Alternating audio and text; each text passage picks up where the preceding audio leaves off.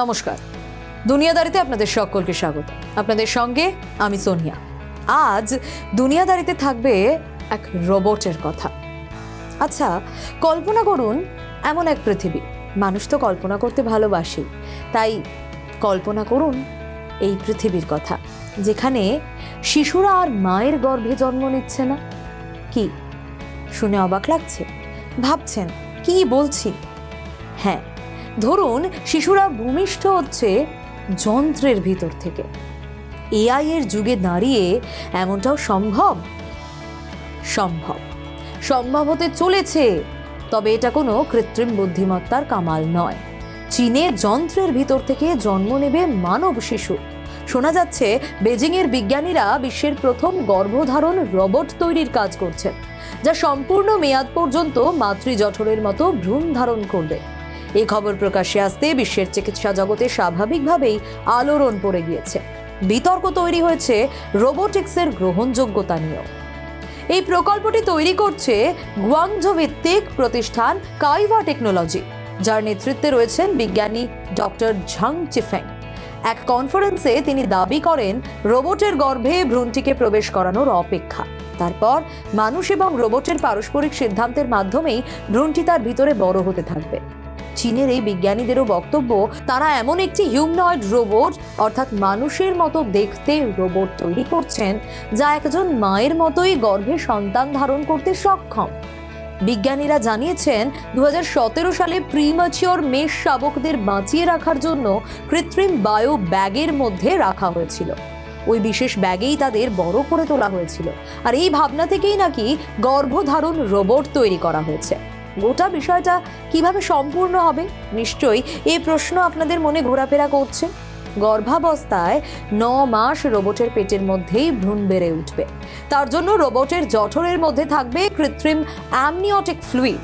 এছাড়াও বাইরে থেকে ভ্রূণের জন্য প্রয়োজনীয় উপাদান সরবরাহ করা হবে।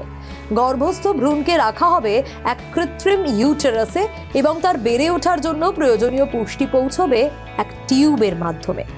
তবে এই প্রযুক্তিতে কিভাবে ডিম্বাণু আর শুক্রাণুর মিলন ঘটবে তা নিয়ে কিন্তু বিজ্ঞানীরা এখনো বিস্তারিত কোনো তথ্য প্রকাশ্যে আনেননি। 2025 অগস্টে শোনা গিয়েছিল এই রোবট তৈরির কাজ প্রায় শেষের দিকে। 2026 সালেই নাকি বাজারে আসতে চলেছে এই রোবট। বাজারে দাম কত হতে পারে? 10,000 পাউন্ড বলে জানা যাচ্ছে। তাহলে ভারতীয় মুদ্রায় সেটা কত টাকা? ইন্ডিয়ান রুপিতে প্রায় 12 লক্ষ টাকা। আর এই খবর প্রকাশ্যে আসার পর থেকেই বিশ্বের চিকিৎসা মহলে নানা আলোচনা চলছে। নির্মাতা সংস্থার দাবি, 2007-এ চীনে বন্ধ্যাত্বের হার ছিল 11.9%। 2020-তে তা বেড়ে হয় 18%। 2025 সালেও নানা রিপোর্টে বলা হয় চীনে বন্ধ্যাত্বের হার দ্রুত বাড়ছে, যা একটা বড় জনসংখ্যাগত সংকটে পরিণত হয়েছে।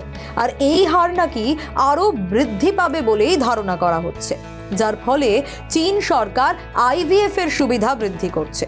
বিবাহের হার কমে যাওয়ায় এই প্রচেষ্টা কঠিন হয়ে পড়ছে স্বাভাবিকভাবে। আর এখানেই গর্ভধারণ রোবটের কারিগররা দাবি করছেন, দেশের এই রকম পরিস্থিতিতে এই রোবট আগামী দিনে মানুষের উপকারে আসবে। আবার গর্ভধারণের জন্য অনেক সময়ই মায়েদের নানা জটিল রোগ হয়ে থাকে, নানা সমস্যার সম্মুখীন হতে হয়। অনেক সময় সন্তান প্রসবের সময় মায়ের মৃত্যু পর্যন্ত ঘটে। কিন্তু সেক্ষেত্রে এই প্রযুক্তি কি করবে? সমস্যার সমাধান করতে পারবে। যারা এর পক্ষে আছেন তারা বলছেন, এই আবিষ্কার বিশ্বজুড়ে বন্ধ্যাত্বে ভোগা প্রায় 15% কাপলের বা দম্পতির জীবন বদলে দিতে পারে। যারা ব্যক্তিগত কারণে গর্ভধারণ করতে পারেন না বা চান না, তাদের জন্য এটি একটি ভালো সুযোগ।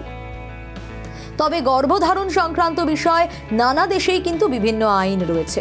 সেখানে আগামী দিনে শিশুর জন্মের ক্ষেত্রে রোবটের ব্যবহার কতটা গ্রহণযোগ্য হবে সেটাই দেখার।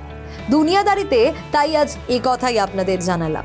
ইন্টারেস্টিং, কিন্তু আপনারা কিভাবে দেখছেন এই বিষয়টা বলুন তো, জানান কমেন্ট সেকশনে।